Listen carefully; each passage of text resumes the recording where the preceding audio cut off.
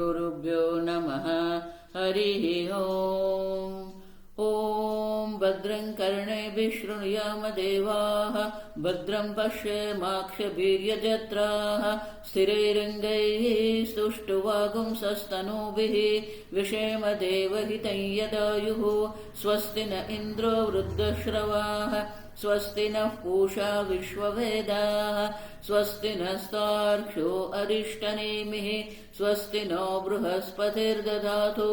ॐ शान्ति शान्ति शान्तिः। ॐ सहना भवतु, सहनौ भुनक्तु, सह वीर्यं करवावहै, तेजस्विनावधीतमस्तु मा विद्विषावहै। ॐ शान्ति शान्ति शान्तिः। सदाशिवसमारम्भां शङ्कराचार्यमध्यमाम् अस्मदाचार्यपर्यन्तां वन्दे गुरुपरम्पराम्। श्रुतिस्मृतिपुराणानाम् आलयं करुणालयं नमामि भगवत्पादं शङ्करं लोकशङ्करं। शङ्करं शङ्कराचार्यं केशवं बादरायणं सूत्रभाष्यकृतौ वन्दे भगवन्तौ पुनः पुनः। ईश्वरो गुरुरात्मेति मूर्तिभेदविभागिने व्योमवद्व्याप्तदेहाय दक्षिणामूर्तये नमः। निधये सर्वविद्यानां विषजे भवरोगिणां गुरवे सर्वलोकानां दक्षिणामूर्तये नमः।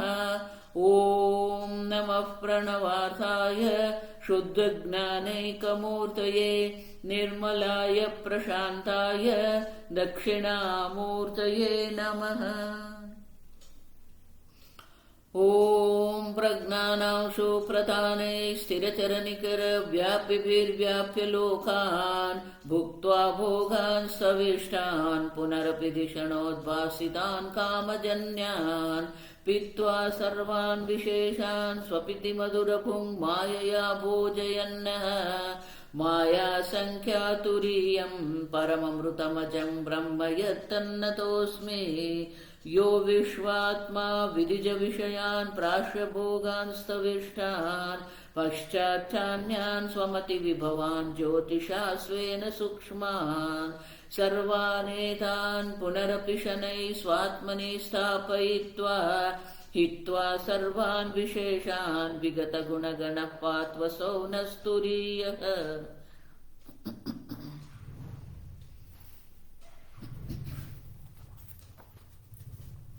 पाना नंबर 172 कारिका 36।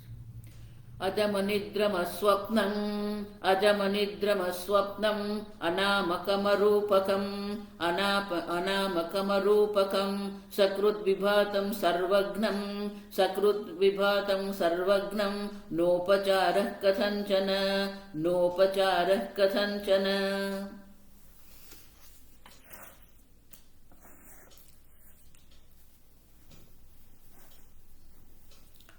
पाना नंबर 173 सेकंड परेगा। किंच सकृद्विभातं सदा एव विभातं सदा भारूपं अग्रहण अन्यथा ग्रहण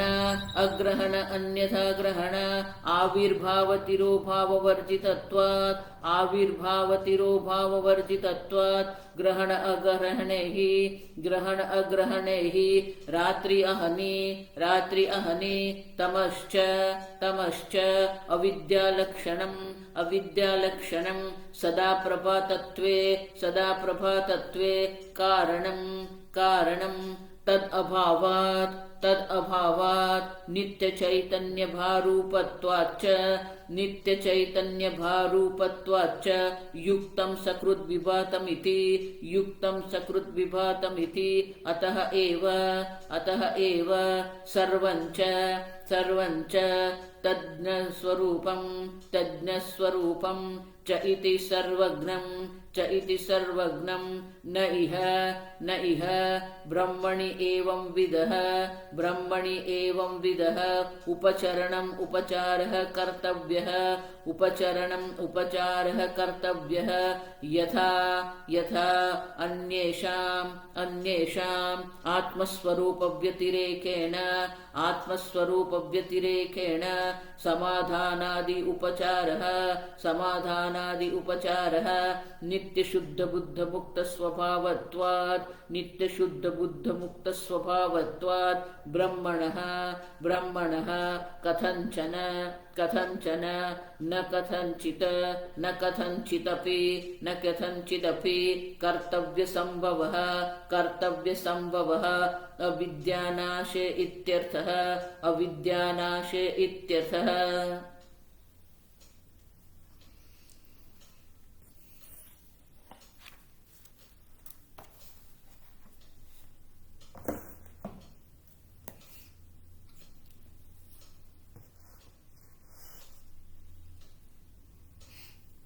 ग्रहण अग्रहणे हि रात्रियहने तमः च अविद्यालक्षणं सदा। अब ग्रहण और अग्रहण जो है वो अविद्या लक्षण है, माने कि अविद्या के कारण है। यथा आनंद गिरी महाराज कहते हैं यथा सवित्रु अपेक्षया रात्रियहनि नस्तः, सूर्य की अपेक्षा से रात्रि और दिन नहीं है। तद उदय अस्त तम कल्पनाया कल्पयेते, तथा उनके उदय और अस्त की दृष्टि से हम रात्रि और अहनि कहते हैं। अब देखो हमारे ऋषि मुनि ये सब जानते थे, कोई नई बात नहीं है। आप समझो विज्ञान वाले जो कह रहे हैं कोई नई बात नहीं है। अब देखिए हम भी जानते थे कि सूर्य का उदय और सूर्य के अस्त के कारण ही रात्रि और अहनि जो पृथ्वी पर है वो पृथ्वी की दृष्टि से है। अब देखिए और वो भी क्या है, कल्पनया कल्प्यते। अब देखो सूर्य के उदय और अस्त की कल्पना से ही रात्रि और दिन की कल्पना है। अब समझ, माने पृथ्वी की अपेक्षा से ये सब है, लेकिन सूर्य में कोई रात्रि और दिन नहीं है। उसी प्रकार से ज्ञानालोकम समन्ततः, आप तो एक अद्वितीय नित्य चैतन्य स्वरूप आत्मा है, उसमें ग्रहण अग्रहण की बात ही कहां पर है। अब देखिए उदय होने से क्या सूर्य हाजिर हो गया क्या? नहीं, उदय होने से पहले भी सूर्य था, अस्त होने के बाद भी सूर्य तो है ही। आप समझो उसी प्रकार से ग्रहण अग्रहणे ही रात्रि हनि तमः च अविद्या लक्षणम। अविद्या के कारण ही हमें ये ग्रहण अग्रहण कह रहे हैं, अविद्या के कारण ही हम ग्रहण अन्यथा ग्रहण कह रहे हैं। अब समझो आत्मा तो सदा भरूपत्व, सदा एक अद्वितीय प्रकाश स्वरूप होने के कारण वो उदय और अस्त जिस प्रकार से सूर्य में नहीं है, उसी प्रकार से ग्रहण और अग्रहण आत्मा में है ही नहीं। आप समझो आत्मा की दृष्टि से विद्या और अविद्या है ही नहीं। आत्मा तो सदा सर्वदा नित्य चैतन्य स्वरूप है। अब समझो, अब जो नित्य चैतन्य स्वरूप आत्मा है, नित्य चैतन्य भारूपत्वाच्च युक्तम सकृत विभातमिति, सकृत विभातम सदा सर्वदा सदा। अब तो आत्मा प्रकाशित नहीं है ऐसा जब हम कहते हैं तो वो किस दृष्टि से? अविद्या लक्षणम। अब देखो येष सर्वेषु भूतेषु गूढ़ात्मा न प्रकाशते। अब देखिए तो वो न प्रकाशते जब हम कहते हैं, जब हम कहते हैं मैं जानता नहीं हूं, तो वो किस दृष्टि से है? अविद्या उपाधि के कारण है। अब देखो आप तो नित्य चैतन्य स्वरूप आत्मा है, लेकिन अविद्या की उपाधि के कारण हम कहते हैं आप जानते हैं, आप नहीं जानते हैं, ग्रहण है अग्रहण है, अग्रहण है तो अन्यथा ग्रहण है। अब देखिए अब समझो, और इसीलिए ब्रह्म स्वभाव आलोचना ग्रहण अग्रहणे न विद्यते। अब नित्य चैतन्य स्वरूप ब्रह्म जो है, वो ब्रह्म का जो नित्य चैतन्य स्वरूप की दृष्टि से अगर हम देखते हैं तो ग्रहण अग्रहण है ही नहीं। अब देखिए, किंतु उपाधि द्वारा कल्प्ये थे, तो ग्रहण और अग्रहण जो है, देखो इसलिए कैनोपनिषद में जब गुरुजी ने पूछा कि आप समझ गए आपके स्वरूप को, तो एक उत्साहित शिष्य से बोल दे, हाँ मैं जानता हूं ब्रह्म को। अब देखिए, जानना न जानना ब्रह्म में है ही नहीं। अब समझ, और इसलिए अन्य जो शिष्य जो था उसने क्या कहा, विज्ञातम अविजानताम, अविज्ञातम विजानताम। अब जो कहता है मैं ब्रह्म को जानता हूं, वो ब्रह्म को जानता नहीं। अब समझो, ब्रह्म कोई जानने का विषय नहीं है। ब्रह्म में ग्रहण अग्रहण विद्या अविद्या कुछ भी नहीं है। अब समझो, अविद्या उपाधि की दृष्टि से हमें कहना पड़ता है कि ये जानना पड़ेगा अविद्या। ब्रह्म की दृष्टि से अविद्या क्या है? जिस प्रकार सूर्य की दृष्टि से तमह माने कि अंधकार है ही नहीं। अब समझो, अविद्या के कारण जो है, तो अविद्या की जो सत्ता है उसी सत्ता में हमें विद्या को लाना पड़ेगा, और इसीलिए वृत्ति प्राप्ति आवश्यक है। अब समझो, शास्त्र श्रवण क्यों आवश्यक है? शास्त्र श्रवण से ही वृत्ति व्याप्ति होगी ना। शब्द प्रमाण क्यों, शास्त्र योनित्व क्यों कहते हैं? शब्द प्रमाण से ही ये संभव है। शब्द प्रमाण से ही आपकी बुद्धि में अखंडाकार वृत्ति होती है, जो अविद्या की निवृत्ति करेगी। अब समझो, लेकिन नष्टे, वो नाश करने के बाद ज्ञान वृत्ति का भी क्या होगा, रहेगी वहां पर नहीं। स्वयं नश्यते कतक रेणुवत। अब समझो, जिसको हम विद्या कह रहे हैं, जो अविद्या की निवृत्ति के लिए जो है, वो विद्या जिसको हम ग्रहण कहते हैं, अविद्या जिसको हम अग्रहण कहते हैं, दोनों की जो सत्ता जो है वो तो मिथ्या सत्ता है। मिथ्या अविद्या का निवृत्ति के लिए मिथ्या विद्या की आवश्यकता है। ब्रह्म की दृष्टि से कोई विद्या अविद्या नहीं है। अब समझो, सकृत विभातम ज्ञानालोकम समन्ततः। अविद्या उपाधि है, इसलिए अविद्या उपाधि की जो सत्ता है वही सत्ता में हम विद्या को ला रहे हैं। ब्रह्म की दृष्टि से कुछ भी नहीं है। अब तो अज्ञानेन तो ज्ञानम अधिक, ज्ञानेन तो तद ज्ञानम नाशितम। ज्ञान के द्वारा अज्ञान की निवृत्ति करते तो वो ज्ञान भी जो है, जिसको हम ग्रहण कहते हैं, वो भी मिथ्या कोटि में है, सत्य नहीं है। आप समझो, गड़बड़ नहीं करनी है हमें। अविद्या जो है वो अविद्या की निवृत्ति के लिए ही ज्ञान वृत्ति वृत्ति व्याप्ति आवश्यक है। अब समझो, लेकिन विद्या को भी आप नित्य चैतन्य स्वरूप आत्मा जो है वो विद्या को भी प्रकाशित करता है, अविद्या को भी प्रकाशित करता है। 13वें अध्याय में जब भगवान कहते हैं क्षेत्रज्ञम चापिमाम विद्धि सर्व क्षेत्रेषु भारत, तो शंकराचार्य जी कहते हैं ये सब समस्या किसके कारण है? अविद्या के कारण है। आत्मा तो नित्य चैतन्य स्वरूप है। तो वहां पूर्व पक्षी कहते हैं अगर आपका आत्मा नित्य चैतन्य स्वरूप है तो अविद्या किसकी है? आत्मा अगर नित्य चैतन्य स्वरूप है तो नित्य चैतन्य स्वरूप आत्मा में तो क्षेत्रज्ञ आत्मा जो है उसमें अविद्या की संभावना ही नहीं है। अब देखो, फिर भी अविद्या है। आप समझो, फिर भी आप अपने आप को मर्त्य मानते हो, दुखी मानते हो, अज्ञानी मानते हो, अपने आप को अल्प मान रहे हो, अपने आप को परतंत्र मान रहे हो।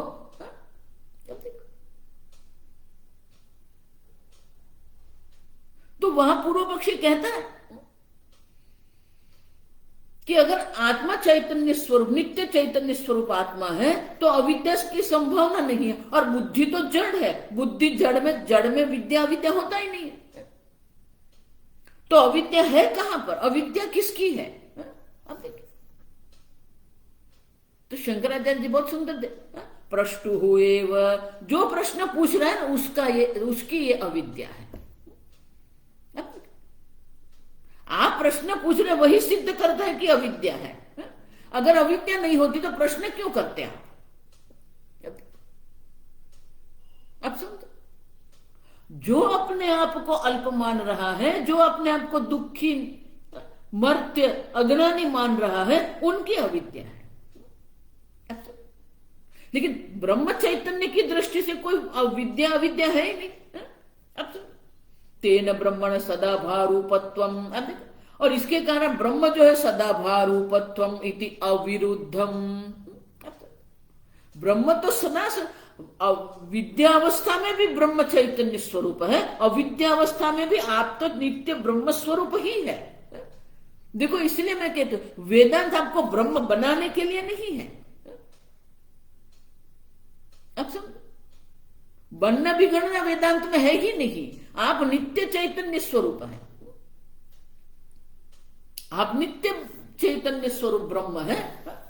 वेदांत तो आपको दर्शाते हैं।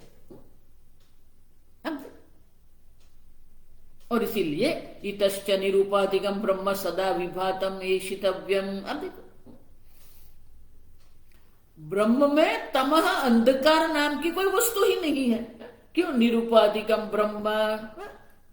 इतश्च माने इस कारण से भी अगर आप देखते हैं तो ब्रह्म तो सदा सर्वदा एक अद्वितीय चैतन्य स्वरूप है, तो उसमें तमस माने की अज्ञान की कोई संभावना ही नहीं है, क्योंकि निरूपाधिक ब्रह्म है। उपाधि, पृथ्वी की उपाधि से रात्रि और दिन है, उसी प्रकार से अविद्या उपाधि से ये ग्रहण अग्रहण है। ब्रह्म तो निरूपाधिक है, निरूपाधिक ब्रह्म में कोई ग्रहण अग्रहण की संभावना ही नहीं है। तमश्च विद्यालक्षण सदा अप्रभातत्वे कारणम तद अभावात्। अविद्या लक्षण जो है उसके कारण ही ये अप्रभातत्व मानी न प्रकाशते है। न प्रकाशते किसके कारण है? अविद्या के कारण है। जब अविद्या की निवृत्ति हो जाएगी, तद अभावात् नित्य चैतन्य भारूपत्वाच्च युक्तम सकृत विभातम इति। उनकी जब निवृत्ति हो जाती है तद अभावात्, अब अविद्या लक्षण जिसका है वो अविद्या का अभाव कब होता है? ज्ञानेन तु तद ज्ञानम नाशितम। आप समझो, आपकी वृत्ति में वो अविद्या है तो वहीं पर आपको ज्ञान लाना पड़ेगा। वो वृत्ति ज्ञान जो है, वो वृत्ति ज्ञान ही अज्ञान की निवृत्ति करते हैं। चैतन्य तो किसी प्रकार से भी अविद्या का विरोध करता ही नहीं है। आप समझे? और इसीलिए तद अभाव ब्रह्म दृष्टया तम संबद्ध अभाव। अब देखो, अविद्या की निवृत्ति हो जाती है तो फिर तमह जो अग्रहण है वो भी नहीं रहेगा। और इसीलिए अतः एव सर्वम च, अतः एव सर्वं च तज्ञ स्वरूपम चैति। सर्व वो ज्ञ स्वरूप चैतन्य स्वरूप ही है। सदा सर्वदा सबको ये प्रकाशित कर रहा है। और इसीलिए ये जो आत्मा जो है सर्वज्ञम, सकृत विभातम सर्वज्ञम, सर्व को एक समान रूप से जो प्रकाशित कर, सर्वम विजानाति। सर्वम च तज्ञ स्वरूपम च इति सर्वज्ञम। अब देखिए, और इसीलिए आत्मा तो सदा सर्वदा ज्ञान स्वरूप ही है। अब समझ, सर्वज्ञ माने क्या है? सर्वम च तज्ञ स्वरूपम च इति सर्वज्ञम। वो आत्मा सर्व भी है और सर्व को जानने वाला भी वही आत्मा है। ज्ञाता भी आत्मा है, ज्ञेय भी आत्मा ही है। अब समझो, सर्वम च तज्ञ स्वरूपम च इति। आप समझो, जब तक अविद्या में बैठे रहेंगे तब तक ग्रहण अग्रहण होता रहेगा। लेकिन जब आप आपके स्वरूप में आपकी निष्ठा हो जाएगी, आप नित्य चैतन्य स्वरूप है, तब क्या होता है? सर्वम च तज्ञ स्वरूपम च इति सर्वज्ञम। तो आप जो ब्रह्म स्वरूप, आप जो नित्य चैतन्य स्वरूप सकृत विभात माने कि सदा सर्वदा भार रूप है, आप प्रकाश स्वरूप है आप। तो ब्रह्म, आप नित्य चैतन्य स्वरूप ब्रह्म है, उनके लिए क्या आपको कोई उपचार की आवश्यकता है? देखो अभी ये जो वाक्य है ना बहुत आवश्यक है, आप समझो। हमें ये तत्व ज्ञान में श्रद्धा ही नहीं है, और इसलिए हम क्या करते हैं? देखो यमराजा ने भी कठोपनिषद में क्या कहा, अब सुन। यमराजा कहते हैं कि मेरे पिता जो विवस्वान, जो सूर्य नारायण है, उसी ने मुझे ये ब्रह्म विद्या का उपदेश किया था। लेकिन ब्रह्म विद्या के उपदेश जब करते थे तो मुझे ब्रह्म विद्या में इतनी श्रद्धा नहीं थी, मेरा वैराग्य इतना दृढ़ नहीं था। तो इसलिए ब्रह्म विद्या के साथ साथ मैंने अनेक प्रकार की उपासना की है, और वो उपासना के फल रूप ब्रह्म विद्या की प्राप्ति के बाद भी, ब्रह्म ज्ञान के बाद भी, वो मेरी उपासना के कारण मुझे ये यम पद की प्राप्ति हुई है। आप समझे? श्रद्धावान लभते ज्ञानम जब भगवान कहते हैं तो वो श्रद्धा भगवान में नहीं, वो ब्रह्म विद्या में हमारी श्रद्धा है कि नहीं, आप समझो। गुरु उपदेश में श्रद्धा है कि नहीं, शास्त्र के शब्द में श्रद्धा है कि नहीं, अब देखो। अब समझे? तो ब्रह्म विद्या के लिए न उपचार कथंचन, ब्रह्म विद्या के लिए अन्य कोई उपचार की आवश्यकता नहीं है, आप समझो। शास्त्र प्रमाण है, प्रमाण स्वतंत्र है। जिस प्रकार से आप मुझे सुन रहे हैं, आप श्रवण कर रहे हैं, आप दर्शन कर रहे हैं,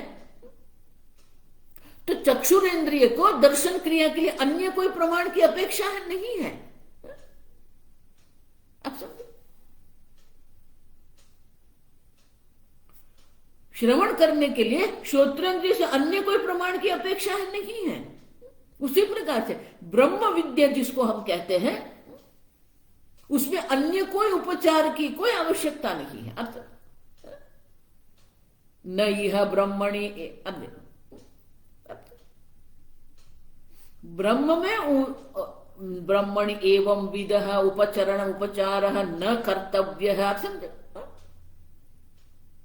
कोई उपचार की आवश्यकता नहीं है, ब्रह्म ज्ञान की दृष्टि से कोई उपचार की आवश्यकता नहीं है। लेकिन अंतःकरण के अधिकारित्व प्राप्त करने के लिए ये सब उपचार आवश्यक है।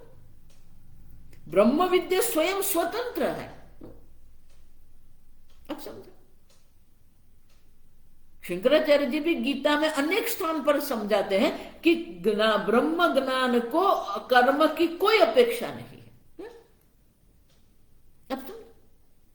और इसीलिए गौड़पादाचार्य जी कहते हैं न उपचार कथंचन। अब कोई, आप नित्य चैतन्य स्वरूप आत्मा है, उनमें आपको किस उपचार की आवश्यकता है, किस उपाय की आवश्यकता है, आप समझो।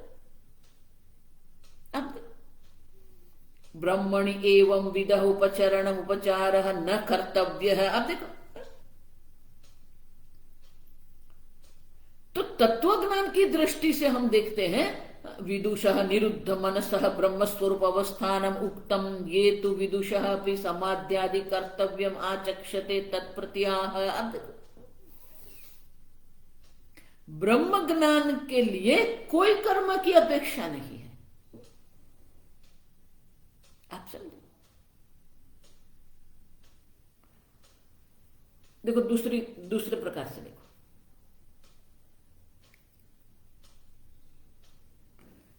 कर्म पुरुष तंत्र है, ठीक से समझो।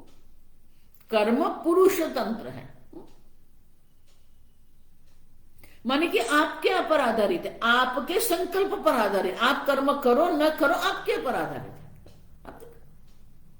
भले शास्त्र कहती है सत्यम वद धर्मम चर, आप देखो शास्त्र कितना भी कहते रहे, आप तो वही करने वाले जो आपकी इच्छा है। आपको झूठ बोलना तो आप झूठ बोलेंगे ही बोलेंगे। अब देखो, अब समझो, क्योंकि वो आप पर आधारित है, उसको पुरुष तंत्र कहते हैं। लेकिन ज्ञान कभी भी पुरुष तंत्र नहीं, वस्तु तंत्र है ज्ञान तो। आप जितनी भी इच्छा करो, गुलाब गुलाब ही रहेगा। अब कितनी भी इच्छा करो, नहीं नहीं मुझे तो केसरी रंग का गुलाब चाहिए, ये तो गुलाबी रंग का, ठीक है, जो है वो है।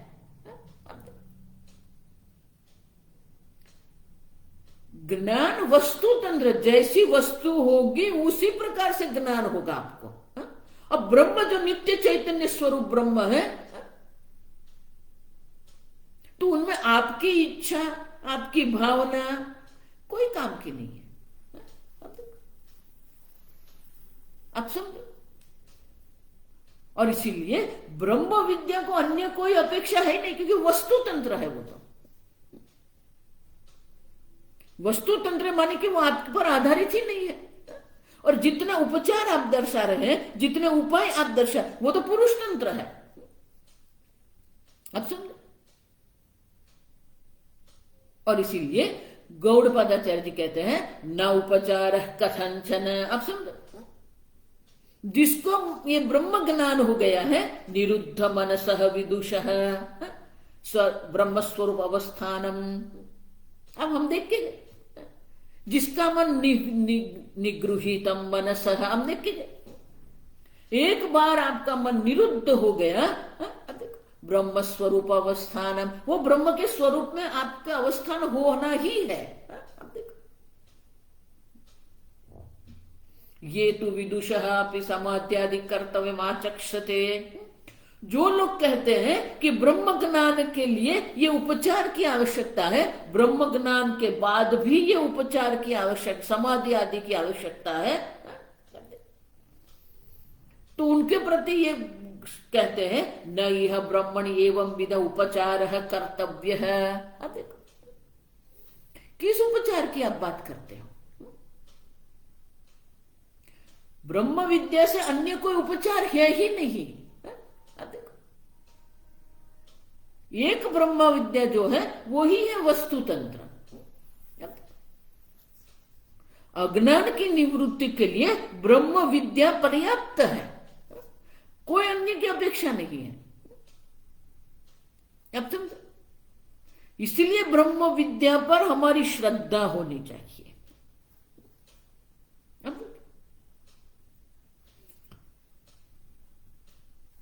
एक बार स्वामी जी के ही शिष्य, वो अपने शहर में ये वेदांत के वर्ग लेते थे। अब समझो ठीक से। और बहुत निष्ठा से लोग आते थे उनके वर्ग में, सब शास्त्र श्रवण करते थे नियमित रूप से। अब उसी नगर में, अब देखिए, उसी नगर में एक कथाकार की कथा का आयोजन हुआ, 10 दिन की कथा। अब वो कथाकार अत्यंत प्रसिद्ध है और बहुत बड़े रूप से बड़ा सा मंडप लगाएंगे, बड़ा सा मंडप है, मंच है। अब देखो, 1 महीने पहले से सब तैयारी आरंभ हो जाती है। अब वो जब कथा का जो समय था, जो तारीख से ये तारीख कथा, अब देखिए, तो ये स्वामी जी के वर्ग चलते थे। तो किसी ने जाकर स्वामी जी को बोल दिया, स्वामी जी वो कथाकार आ रहे हैं ना, तो हमारे वर्ग चलेंगे कि कथा के समय पर हमारे वर्ग बंद रहेंगे? आप देखिए, अब आप ब्रह्म ज्ञान प्राप्ति कर रहे हैं, अब वेदांत अध्ययन कर रहे हैं, लेकिन वेदांत में उतनी श्रद्धा नहीं जितनी वो कथाकार में है। अब देखिए, तो ये बंद करके हम कथा में जाएंगे। अब समझ रहे हैं मैं क्या कह रही? मैं नहीं कह रही कि कथाकार अयोग्य है, वो जो कर रहे हैं वो अपने स्थान पर ठीक ही है, लेकिन आप वेदांत अध्ययन कर रहे हैं, और वो बंद करके आपको कहां जाना है? कथा में जाना है। आप देखिए, आप समझो, माने कि हमारी अभी भी वेदांत में, वेदांत अध्ययन में, शास्त्र पर, गुरु उपदेश में, ब्रह्म विद्या में उतनी श्रद्धा बनी ही नहीं है। अब तो हमारी श्रद्धा वो कर्म पर ही जाके अटक जाती है। समझे, कल हम नहीं आएंगे, क्यों? वो यज्ञ में जाना है।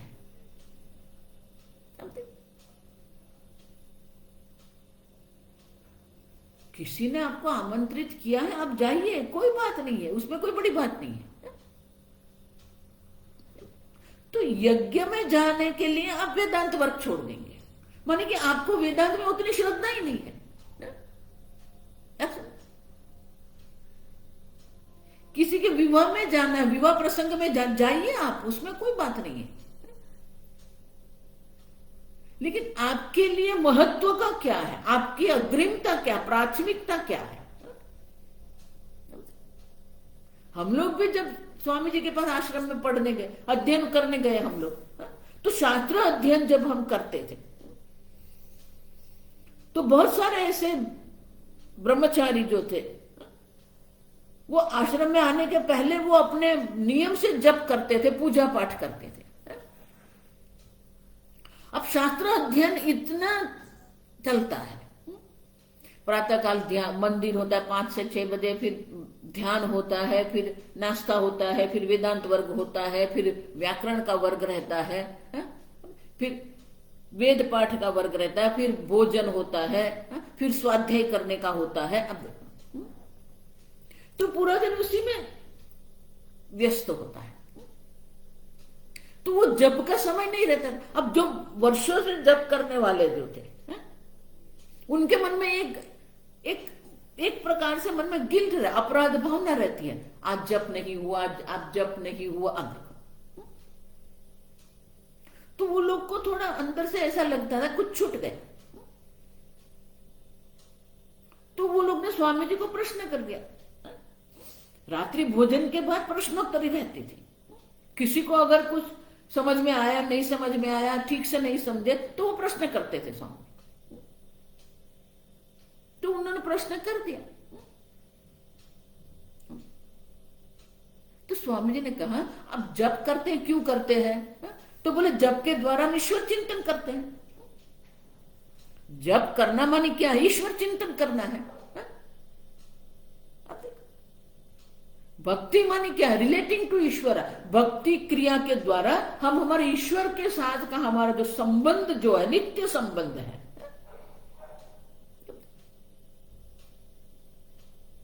तो स्वामी जी ने कहा जप के द्वारा आप ईश्वर चिंतन करते हो। तो वेदांत में भी क्या है? ईशावास्येदगुम सर्वम मत मन मना भव मद भक्त मद्याजी माम नमस्को। तो वहां पर भी हम चिंतन क्या करें? ईश्वर का ही चिंतन है। वेदांत में हम क्या चिंतन कर रहे हैं? ईश्वर का ही चिंतन कर रहे हैं, ईश्वर के ब्रह्म स्वरूप का चिंतन कर रहे हैं। तो जप करना और वेदांत चिंतन करना, वहां पर भी हम ईश्वर का ही तो चिंतन करते हैं। आप समझे? तो ये छोड़ के फिर हम वो करने जाएंगे। तो स्वामी जी ने कहा पूर्व जन्म में अनेक प्रकार से ऐसे जप आदि व्रत के कारण निष्काम भाव से जो पुण्य कर्म आपने किए हैं, वो पुण्य कर्म जो है वो आध्यात्मिक पुण्य उत्पन्न करते हैं, जिसके कारण आप वेदांत में आए। अब जो उपचार आपने किया, जिसके कारण आपको वेदांत अध्ययन मिल रहा है, वो वेदांत अध्ययन को छोड़ के आप उपचार को पकड़ रहे हैं। अब देखो, जब तक ये वेदांत में रुचि नहीं है या वेदांत में पूर्ण श्रद्धा नहीं होती, आप समझो। इनका अर्थ ये मैं नहीं कह रही कि मंदिर नहीं जाना है, जप नहीं करना, करना ही है, आप समझो। लेकिन ब्रह्म विद्या की दृष्टि से न उपचार कथनचन, ब्रह्म विद्या को अन्य किसी की अपेक्षा नहीं है। आपकी श्रद्धा ब्रह्म विद्या में होनी चाहिए। नहीं स्वामी जी, हमारा तो ये भी ठीक है, वो भी ठीक है, हम तो सब करते हैं। करो,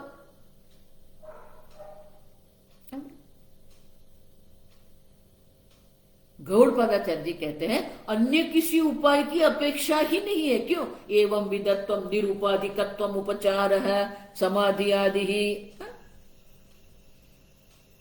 ब्रह्मणि एवं विधा मानी क्या है? निरुपाधिकत्वम उपचार है समाधि आदि ही। तो बोले नहीं नहीं, ये समाधि भी आवश्यक है कि नहीं, ध्यान करना आवश्यक है कि नहीं। भले हम सगुण की उपासना नहीं करेंगे, निरुपाधिक ब्रह्म का तो चिंतन करना है, निरुपाधिक ब्रह्म का तो ध्यान करेंगे ना हम। अब देखो,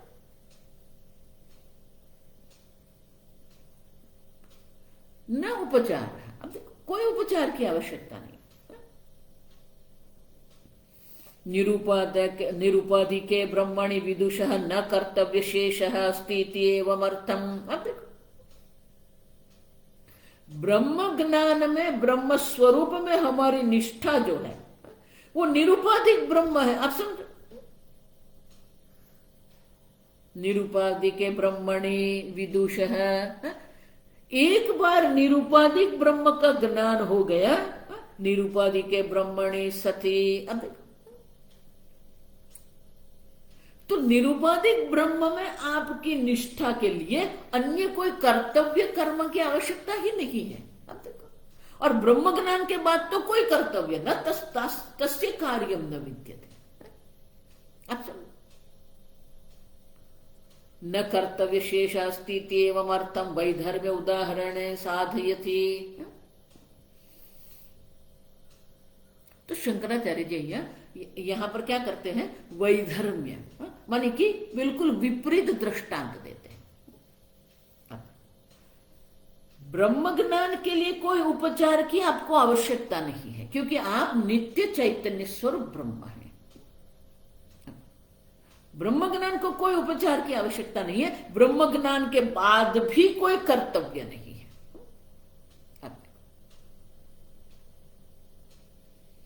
तो उनके लिए शंकराचार्य जी स्वयं ये उदाहरण हमें देते हैं, विपरीत उदाहरण देते हैं। आप समझो, पढ़ेंगे। यथा यथा अन्येषाम आत्मस्वरूप व्यतिरेकेण। हमने पढ़ा है, मैं जानती हूं पढ़ा है, लेकिन वापस पढ़ना है। आत्मस्वरूप व्यतिरेकेण समाधानादि उपचारः नित्य शुद्ध बुद्ध मुक्त स्वभावत्वात् ब्रह्मणः नित्य शुद्ध बुद्ध मुक्त स्वभावात् ब्रह्मणः कथंचिदपि कर्तव्य संभवः अविद्या नाशे इत्यर्थः। यथा अन्येषाम आत्मस्वरूप व्यतिरेकेण, आत्मा के स्वरूप से अन्य प्रकार से। अब देखो, व्यतिरिक्त, आत्मा स्वरूप से भिन्न समानादि उपचार है। समाधान माने समाधि है, भक्ति है, जप है आदि जो भी उपचार जो है। अब देखो, वो सब कब है? अविद्या दशायाम एव सर्व व्यवहार है। जब तक अविद्या की निवृत्ति नहीं होती है तो हमारे अंतःकरण को एकाग्र करने के लिए, सूक्ष्म बनाने के लिए ये सब आवश्यक है। आत्मा अत्यंत सूक्ष्म है तो हमारी बुद्धि को भी उतनी सूक्ष्म बनानी पड़ेगी। आत्मा शांत स्वरूप है तो हमारी बुद्धि को भी सापेक्ष रूप से शांत बनानी पड़ेगी। आप समझे? और इसीलिए आत्मस्वरूप व्यतिरेकेण समाधानादि उपचार है अन्येषाम। अब देखो, आप जब तक देहादि उपाधि में अहम बुद्धि करके बैठे हैं, अविद्या में बैठे, अविद्या दशायाम सर्व व्यवहार है। आप देखो, लेकिन नित्य शुद्ध बुद्ध मुक्त स्वभावत्वात् ब्रह्मणः, आत्मा तो नित्य शुद्ध है, नित्य मुक्त है, नित्य बुद्ध है। अब समझो, उसमें किस व्यापार करें, क्या व्यापार करेंगे, क्या उपाय आप करेंगे? नित्य शुद्ध आत्मा है, कोई शुद्धि की आवश्यकता नहीं है। नित्य बुद्ध आत्मा है, अज्ञान नाम की वस्तु है ही नहीं, आप ज्ञान स्वरूप है। नित्य मुक्त आत्मा है, क्या मुक्ति आप प्राप्त करेंगे? बृहदारण्यक उपनिषद में इसलिए कहा नित्य शुद्ध बुद्ध मुक्त स्वभाव। अब नित्य शुद्ध, नित्य बुद्ध, नित्य मुक्त स्वभाव होने के कारण ब्रह्म की दृष्टि से कोई उपचार की आवश्यकता नहीं है। और वही कथंचन न कथंचिदपि कर्तव्य संभव। अब देखो, किसी भी प्रकार के कोई उपचार की, कोई कर्तव्य की संभावना ही नहीं है। देखो, इसलिए मैं कहती हूं कि कर्म से वैराग्य होना चाहिए। हमें ये कर्म में इतनी श्रद्धा है, उतनी श्रद्धा ब्रह्म विद्या में है ही नहीं हमारी। और जिसकी ये ब्रह्म विद्या में श्रद्धा हो जाती है उसे ब्रह्म ज्ञान अवश्य होता है। श्रद्धावान लभते ज्ञान। आप ब्रह्म विद्या में श्रद्धा करो। कर्म में हमारी श्रद्धा है। अब देखिए, अगर आपके पास 5 लाख रुपया है, कुछ बेच दिया आपने या आपको पेंशन मिला, जो भी है, वो 5 लाख रुपया जो है, अब उसका क्या करेंगे? नहीं नहीं, वो प्रधानमंत्री बचत योजना है तो उसमें हम रख देते हैं। अब सुनना ठीक से। तो आप बैंक में जाएंगे, जिस बैंक में आपका खाता है वहां जाएंगे आप, और वो बैंक मैनेजर से बोलेंगे कि भाई इतना इतना पैसा ऐसे ऐसे आया है, तो उसको हमें डिपॉजिट करना है, फिक्स डिपॉजिट करना है। अब आप पूछेंगे कितना प्रतिशत मिलेगा मुझे? 8%, 7.5%, 6%। अब मैनेजर अगर आपको कह दे नहीं नहीं, आप ऐसा करो, ये 5 लाख फिक्स डिपॉजिट रख दो, ब्याज जितना भी मिलेगा आप क्यों चिंता, मिलेगा आपको इतना ही मिलेगा। आप क्यों कहते हो? 7% भी मिल सकता है, 8 भी मिल सकता है, 6 भी मिल सकता है, जो भी मिलेगा मिलेगा, आप रख दो। आप रखेंगे क्या 5 लाख आपके? क्यों?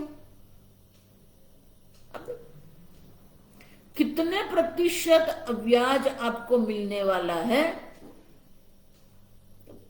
अगर वो निश्चित नहीं है तो आप 5 लाख रखेंगे वहां पर बैंक में? क्यों? वहां निश्चितता है। लेकिन अगर कहे हाँ हाँ आप रख दो, आपको 7.25 मिलेंगे। अब देखो, अब दूसरे बैंक में जाएंगे, बोले 7% मिलेगा, ये बोले 7.25। ठीक है, ये 7.25 अच्छा है, उस बैंक से अधिक है तो यहां रख देते हैं। माने कि वो 5 लाख तो आपके वैसे की वैसे रहने वाला है।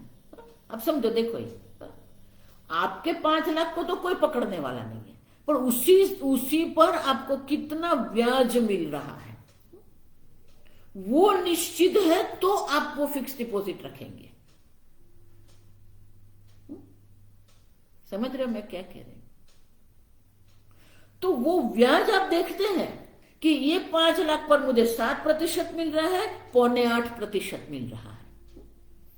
फिक्स डिपॉजिट माने कि वो तो 5 लाख आपके फिक्स ही हो गए, उसमें कोई कमी नहीं होने वाली है। लेकिन उनके ऊपर आपको कितना मिलेगा, उनके ऊपर आप निश्चित करते हो किस बैंक में आपको रखना है। अगर उसमें अनिश्चितता है तो आप रखेंगे? नहीं रखेंगे। अब ये देखो, ज्ञान और कर्म। आपको पुण्य कर्म में इतनी श्रद्धा है, आप पुण्य कर्म करते रहते हैं, यहां गए, वो दर्शन करने गए, वो दर्शन करने गए, ये यात्रा कर दी, वो यात्रा कर दी, ये भजन की। अब करो, उसमें कोई बात नहीं, आप पुण्य कर्म करते रहो। अब समझो, लेकिन वो कर्म से जो कर्म फल मिलेगा वो आप जानते हो कि आपके ये पुण्य कर्म से आपको ये पुण्य फल मिले, आप जानते हो? नहीं जानते। ये कर्म आपने जो किया है यहां पर, उनका पुण्य इस जन्म में मिलेगा, अगले जन्म में मिलेगा, या 1000 जन्म के बाद मिलेगा, आप जानते हो? नहीं जानते हो। आप समझ गए? कर्म का जो कर्म फल है वो अनिश्चित है, आप नहीं जानते हो कहां मिलेगा, कितना मिलेगा, कब मिलेगा, कैसे मिलेगा, आप कुछ भी नहीं जानते हो। अब देखो, तो जो कर्म फल जो है वो क्या है? अनिश्चित है। कब मिलेगा, कैसे मिलेगा, कहां मिलेगा, इस जन्म में मिलेगा या 1000 जन्म के बाद मिलेगा, आप जानते हो क्या? नहीं। तो कर्मफल की तो अनिश्चितता है। तो जो अनिश्चित कर्मफल जो है उनके उनके ऊपर आपको अधिक श्रद्धा है। और यहां भगवान जब कह रहे हैं पुनर्जन्म मामुपैत्यते कौन्तेय, ये पुनर्जन्म न विद्यते, अब देखो इहैव तर्जित सर्ग है। अब देखो यहां इस मनुष्य जन्म में ही ये जन्म मृत्यु के सागर को आप पार कर जाएंगे। तेषाम अहम समुद्रता मृत्यु संसार सागर, उसी का जो पूर्णतः ये ब्रह्म विद्या में समर्पित हो जाते हैं उनको मैं क्या करता हूं? मैं उनके लिए उद्धारक बनता हूं, ये भव सागर पार कराने के लिए। तो यहां अभी आपको मोक्ष सिद्ध हो सकता है, वो निश्चित मोक्ष में आपको कोई श्रद्धा नहीं है, वो निश्चित ब्रह्म विद्या में आपको कोई श्रद्धा नहीं, अनिश्चित कर्म में आपकी श्रद्धा है। यही मूर्खता है हमारी। आप समझ, जो अनिश्चित है उसी में हम पड़े हुए हैं। जो निश्चित है, देखो इसलिए भगवान कितने श्लोक में हमें ये निश्चय सुनाते हैं। आप समझे, यहां पर भी यही कह रहे, अयम आत्मा ब्रह्म, अब ब्रह्म स्वरूप है। अब जिसने ये जान लिया फिर उनको क्या है? जन्म मृत्यु है, उनका नहीं है। तो गौड़पादाचार्य जी जो कह रहे हैं न उपचार कथंचन, वो किसके लिए? वो ब्रह्म विद्या के लिए है। आपको वो ब्रह्म विद्या में श्रद्धा होनी चाहिए। ब्रह्म विद्या से अन्य कोई उपचार की आपको अपेक्षा ही नहीं है। ब्रह्म विद्या स्वयं ही पूर्ण है। ब्रह्म विद्या ही आपको मोक्ष प्राप्त करा सकती, उनको अन्य किसी की अपेक्षा नहीं है। और इसीलिए ब्रह्म ज्ञान जो है वो स्वयं स्वतंत्र है। और जिसको ये ब्रह्म ज्ञान हो गया, अविद्यानाशे न कथंचन अपि कर्तव्य संभव है, जिसको ये ब्रह्म ज्ञान हो गया है उनके लिए कोई कर्तव्य है ही नहीं।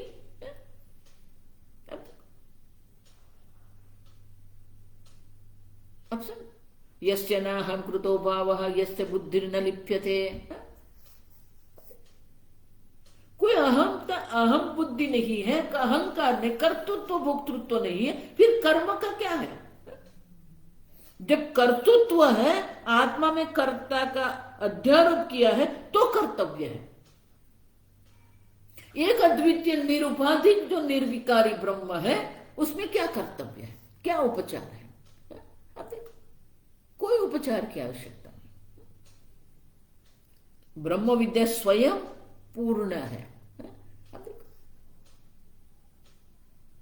ब्रह्म विद्या स्वयं ही पूर्ण है, आप समझो। उसी में आप श्रद्धा करो, न उपचार का संचय, अन्य कोई उपचार की अपेक्षा नहीं है। आप समझो, ब्रह्म विद्या में हमारी ये श्रद्धा होनी चाहिए। तो गौड़पादाचार्य जी स्वयं आगे समझाते हैं। तो बोले आप एक जो कह रहे हैं कि ये उपचार की अपेक्षा नहीं है, वो उपचार की अपेक्षा नहीं, ऐसा क्यों? विद्वान एवं ब्रह्म इति अंगीकृत्य प्रकृतम ब्रह्म पुल्लिंगत्वेन निर्देशति सर्व। तो बोले ये आप क्यों कहते हो न कथंचन उपचार है? तो उनका हेतु यहां गौड़पादाचार्य जी अगली कारिका में कहते हैं। तो कारिका की संगति कहते हैं भाष्य, कारिका के पहले का भाष्य। अनात्मकत्वाद अनात्मकत्वाद युक्तार्थ सिद्धये युक्तार्थ सिद्धये हेतुमाह हेतुमाह अनात्मकत्वाद युक्तार्थ सिद्धये।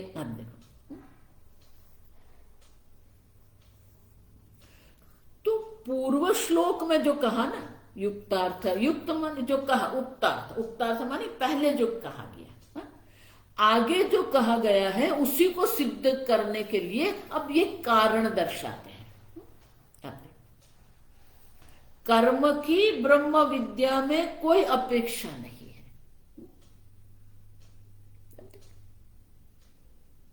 और ब्रह्म ज्ञान के ब्रह्म विद्या के बाद तो है ही नहीं। तो क्यों नहीं है?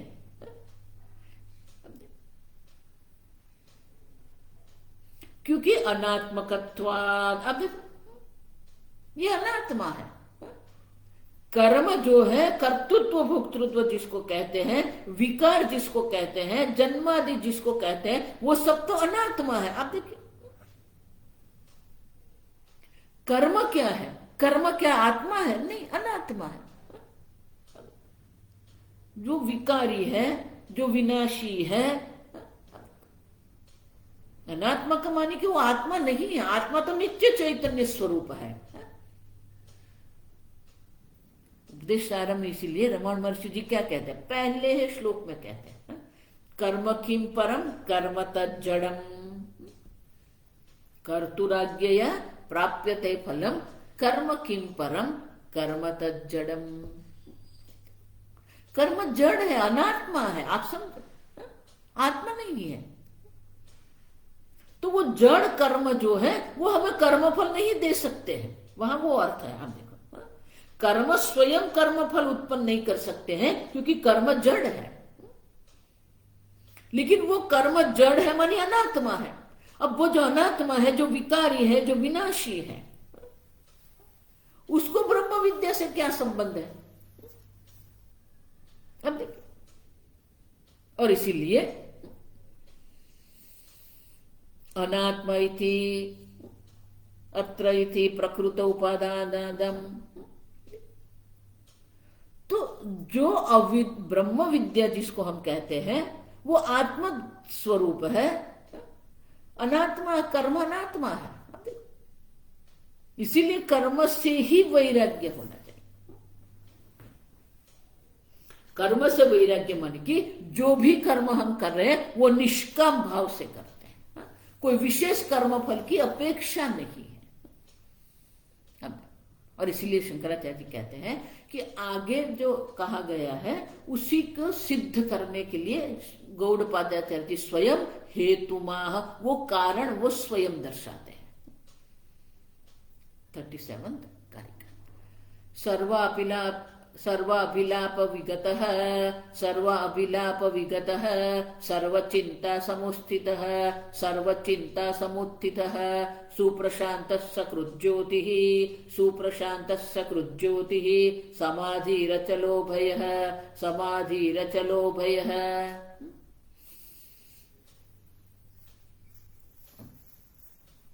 सर्व अभिलाप विगतः सर्व चिंता समुत्थितः। अभिलाप माने कर्म। सर्व अभिलाप विगतः, कोई कर्म आत्मा में है ही नहीं। आप देखो जितने भी यज्ञ याग आदि कर्म आप कह रहे हैं वो सर्व कर्म जो है वो सर्व कर्म रहित आत्मा है। सर्व चिंता समुत्थित है। मन का जो चिंतन आदि जो व्यापार जो व्यवहार है उससे भी रहित है ये। सुप्रशांत है सकृत ज्योति ही, सुप्रशांत शांत स्वरूप आत्मा है। सकृत ज्योति ही नित्य चैतन्य स्वरूप है। समाधि ही अचल है अभय है। आप नित्य चैतन्य स्वरूप आत्मा है, वही समाधि है। अन्य कोई समाधि की अपेक्षा नहीं है। अचल है, आत्मा अचल है, किसी प्रकार की चलनादि से मुक्त है। अभय है, सर्व प्रकार के भय से मुक्त है। आप देखिए,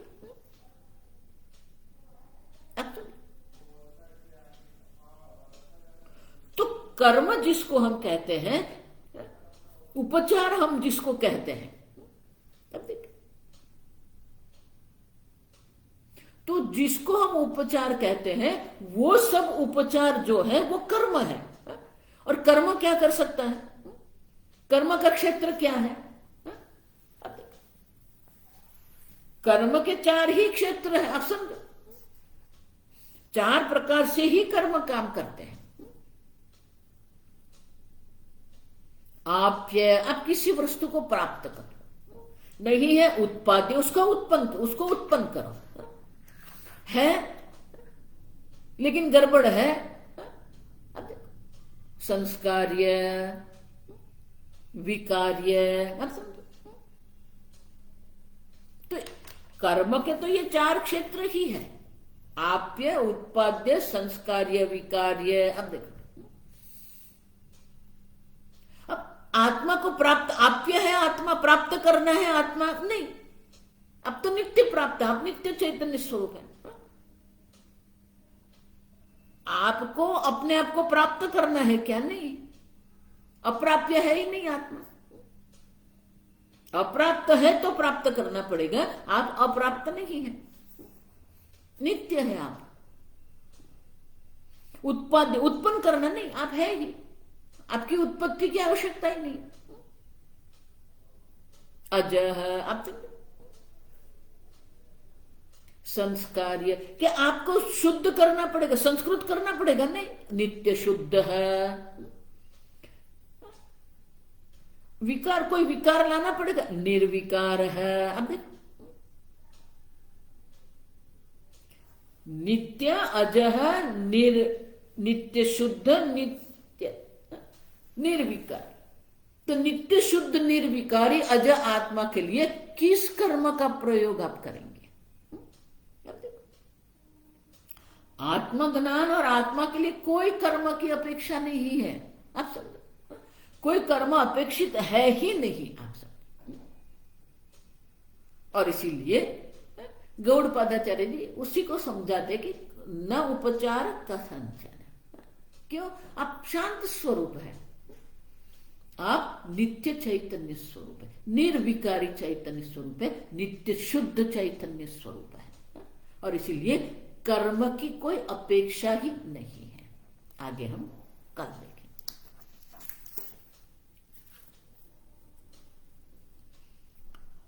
ओम असतो मा सद्गमय तमसो मा ज्योतिर्गमय मृत्योर्मा अमृतंगमय। ओम पूर्णमदः पूर्णमिदं पूर्णात् पूर्णमुदच्यते पूर्णस्य पूर्णमादाय पूर्णमेवावशिष्यते।